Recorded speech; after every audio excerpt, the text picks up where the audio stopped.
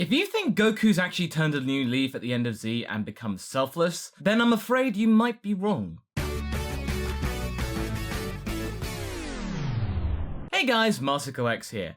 Now, as we probably all know, Goku's not exactly the most selfless person in the world. Throughout Dragon Ball, in all iterations of the show, time and time again, Goku has proven that he is not exactly the best person to count on in times of crisis. Saving you from bad guys? Yeah, okay, he's got your back, but everything else... In the end though, Goku is still, thankfully, on the side of the Z Fighters and all the characters that we've grown to know and love over the last few decades. As we know from the end of the Buu arc, Goku had hoped that one day he would meet the reincarnation of Majin Buu, or more specifically Kid Buu, so that they may fight one more time, because he was having a lot of fun, the time of his life even, using a universal spirit bomb in the sacred world of the Kais, and nearly destroying all of the universe.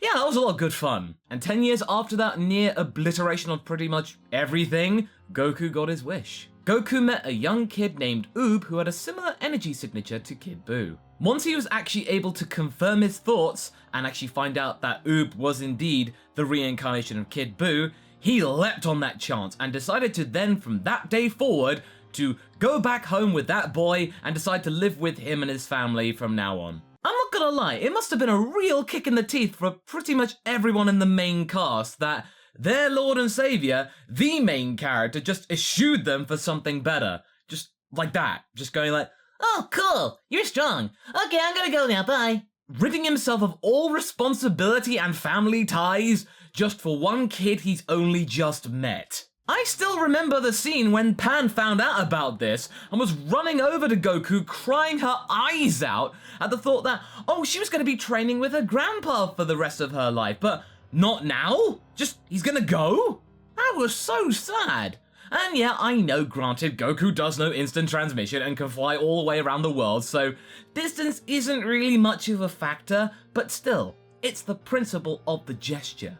In the end though, Toriyama wanted to be done with the story, and he had to find one way in order to end the story once and for all, and the best way to do it is to imply that Goku is passing the torch on to the next generation in the form of UUB. Or not, Toriyama didn't care ultimately. He was just glad to be done with the whole thing, honestly.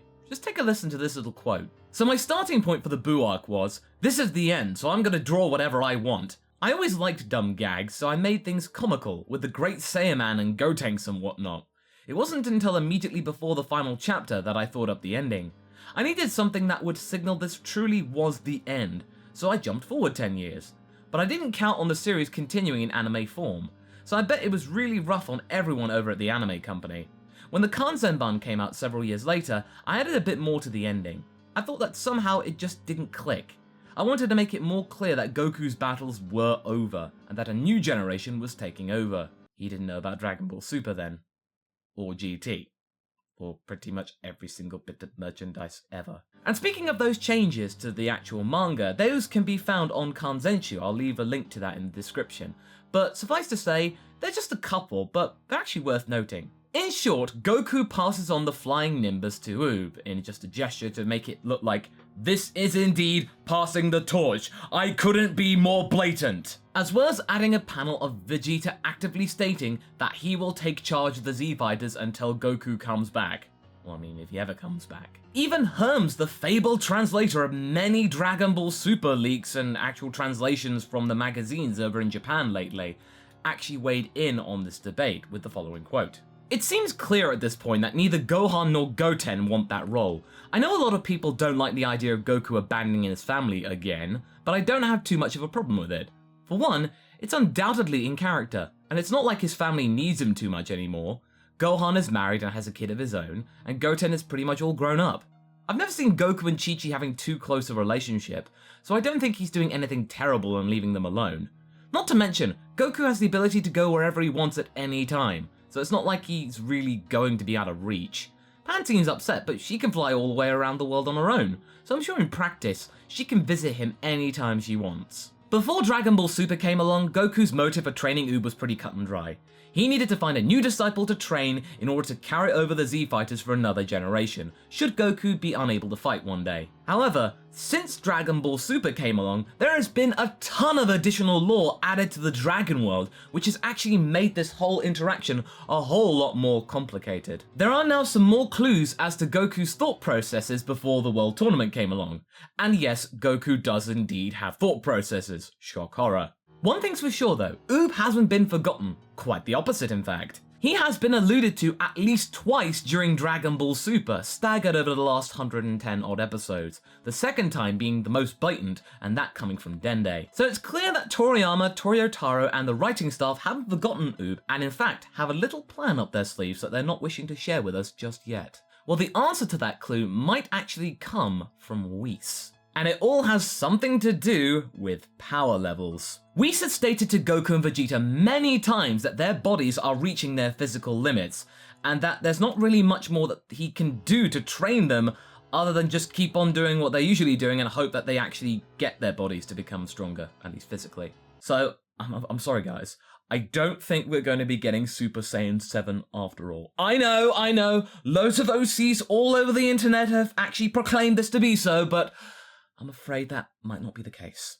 What Dragon Ball Super has made quite clear to us, especially as of late, that the key to kick and punching is all in the mind. Master Onion from Parappa the Rapper taught us well, my friends. Jiren has never been seen to be training physically, not even in a wacky side adventure to actually establish his character. It's all been through meditation and relatively static movement. In my Jiren and Universe 11 Solved video that I buddied up with Haverock, I actually go deep into detail with this, and the results that we actually find blew our minds. Link to that video in the description and up top. In the case of Frieza, he discovered his true golden form through mental anguish and torture in his own personal hell. The evidence is quite clear because, as we saw in Dragon Ball Super episode 95, Frieza was able to go toe-to-toe with Goku in his Super Saiyan Blue form, something that he'd never shown previously to be the case. His fight with Goku was all about Frieza demonstrating his mental superiority and that he will not take orders from anyone, especially a low-class monkey. He is in charge when it comes down to it, and Dragon Ball Super episode 108 was just all too evident about that fact. As for Jiren, well, being able to punch the air just as forcefully as an actual punch is quite telling. Jiren can be as strong as he needs to be, much like Superman. Mental training has broken every single limit he had within his psyche and physical state, and that has made him the absolute best tank for the Pride Troopers in whatever scenario that comes their way. Frieza has also broken his limits, and it's become quite clear that Goku will also be breaking his limits come the end of the Universe Survival arc. He is set to adapt to Jiren's phenomenal power the way Goku knows best, screaming really loudly, loads of wicked explosions, and copying pretty much every single technique. Fast forward to age 784, which is the end of Z by the way, and we see a wholly different Goku. This is a Goku who has broken his limits and has actually plateaued in terms of power, and by proxy, he's actually in a state of mental anguish. Yeah, sure, the world's at peace, but he's not at peace with himself. He has surpassed all limits for real this time, and he truly cannot think of a way to break even more limits, and that has really gotten him down. Goku is stuck in a rut. He is not able to get any stronger through the conventional means. Even the likes of Whis has probably said to him, "I can't really chain you anymore, Goku, you're on your own." And I think that thought process, even though Dragon Ball Z came out 20 years before Super, you can see that Goku is thinking about something far more significant than his family. He's not really himself, he's actually displaying a state of melancholy, not, going, "Oh, woe is me!" But he's just quite mellow. It's like he's just existing. He has an idea about UUB, but he's not too sure whether it will actually work or not, so for now, he's keeping himself measured, in case it doesn't work out for him and it just turns out to be nothing. But once UUB displays his latent power though, then all bets are off. We see a more energized Goku. He's living again! Up until now, he's pretty much beaten every single person that he knows. And ironically, because of that, he wasn't able to proceed any further because of all those stronger opponents. He might have learnt something from his fight with Jiren. Jiren might have taught him indirectly that this is pretty much as far as a mortal can go. But right here and now, he could prove that dumb alien wrong. With just a little bit of training, this little kid could prove ultimately that Goku can become stronger after all. Better yet, this kid could end up becoming even stronger than him, speeding up the process of getting stronger for Goku even more. Originally, Toriyama left the ending quite open-ended. He left the end result up to us, the audience. It could have been anything we wanted. It was all good. Goku and UUB train forever? Yeah, okay. UUB declines the invitation from Goku? Yeah, sure. UUB actually falls off Goku's back and drowns in the sea? Toriyama just wants to kick back and relax for a while, so he doesn't care what you think. With the addition of Dragon Ball Super, this whole open-ended scenario becomes a little less flexible. Goku's motive is much more steadfast and more assured. He is going to get stronger with UUB whether he likes it or not, and ultimately, everything is coming up Goku. It is indeed Goku time. He's not thinking about the fate of the world, its safety in the future, or even training up a new apprentice. He is thinking, deep inside his tiny little mind, oh boy, I got me a new punching bag. I mean, yeah, sure, he can say it's for the sake of the world just to appease his friends and get them to agree with him, so that means he can go off and do whatever he wants to do. And what will make that situation even easier is because UUB is in a state of bewilderment and confusion right now, so any kind of chance for clarification and assurance is welcome to the little kid. UUB's just glad that Goku doesn't want to kill him right now, and that he's on his side. But wait a minute, didn't UUB want to train and fight in the tournament, so that means he could feed his family with the prize money? What happened to that tidbit? Hasn't he just made this situation even worse because now he's got a Goku to feed? And as I've shown many times, including my true cost of feeding Goku video, Goku's not exactly cheap to nourish.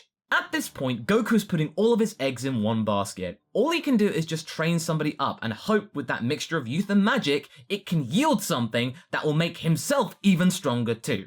So that means he can then go on to break even more limits. All of the subsequent training between Goku and UUB is just pure selfishness for Goku. No altruism whatsoever. Goku is still the same person he's always been. He hasn't gained a moral compass throughout the entire Tournament of Power or anything. He's the same guy. He's not changed a single iota. It's all about him, and that's the way it's gonna be until the day Goku cannot fight anymore. Mortals like Goku, Frieza, and Jiren are proving that in the world of Dragon Ball, there's not much more that you can do to improve your body physically. The only thing that they can do now to increase their power is to increase the strength of their souls, their mental spirit, their fighting chutzpah. Mental power is soon becoming the gold standard in Dragon Ball, and actually, that has a side effect. It could render power scaling utterly useless. Most people will end up being the same power, at least physically. The tiebreaker in this situation will be the person's mental strength, their fighting spirit. If that is stronger than their opponent,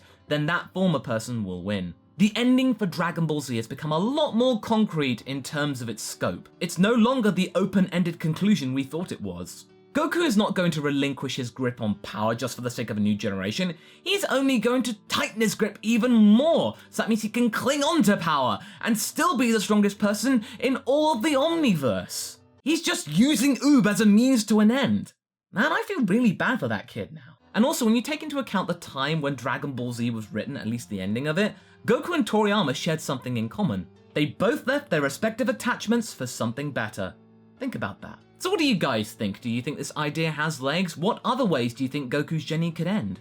Leave a comment below and let's get this discussion going. Anyway, I hope you enjoyed this video. Until the next one, be sure to like and subscribe. Catch you later!